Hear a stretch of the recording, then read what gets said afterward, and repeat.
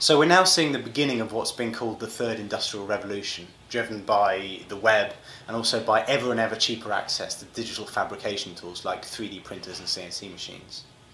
So where our present industrial economy is that we design things in the West, send the blueprints halfway around the world to be manufactured in a sweatshop for cheap labour costs, and then ship them the products all the way back again, we're moving into a future where the factory is potentially everywhere.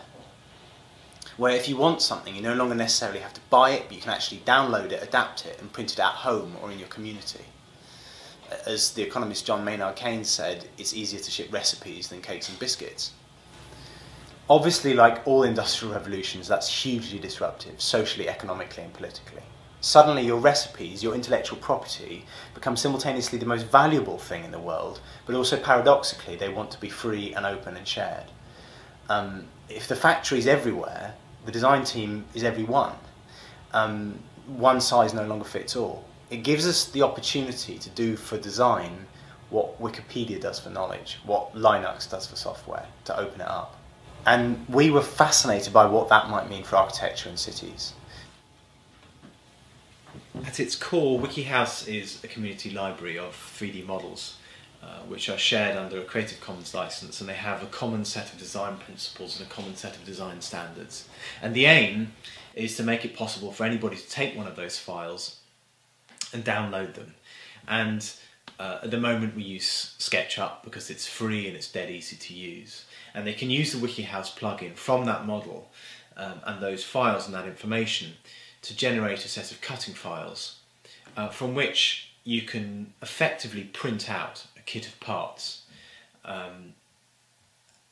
using a conventional sheet material like structural plywood. And those parts are assembled not unlike a very large IKEA model. It can be done very simply without the need for traditional construction skills or power tools.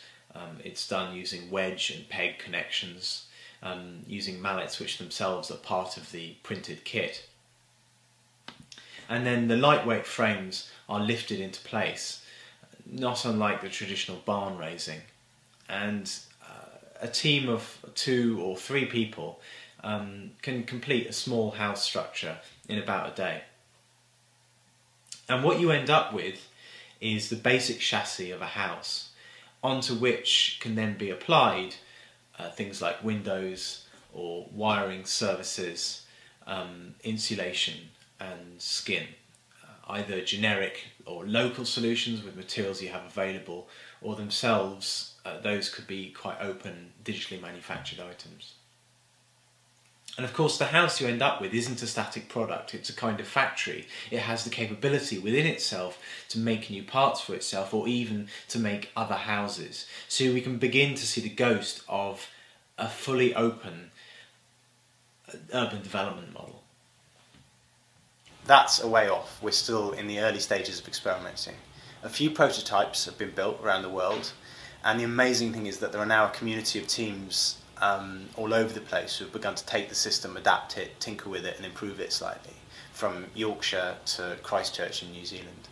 And we're supporting setting one up in one of Rio's favelas.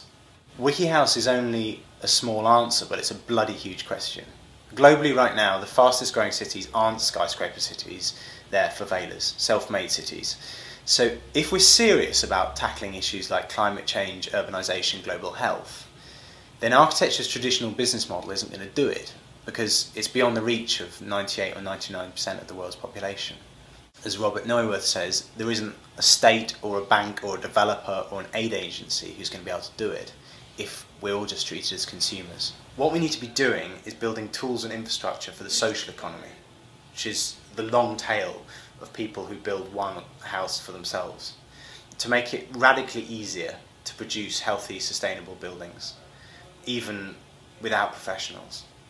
Imagine if we as a society can develop low-cost, effective, scalable, adaptable, open source solutions, not just to the problem of structure, but to things like sanitation, off-grid energy. develop them as sort of 21st century vernaculars and share them as part of a kind of democratic commons. And once they're there, they'll be there forever. So if you're a designer, an architect, software developer, a backer, you know, come and be part of the world's biggest design team.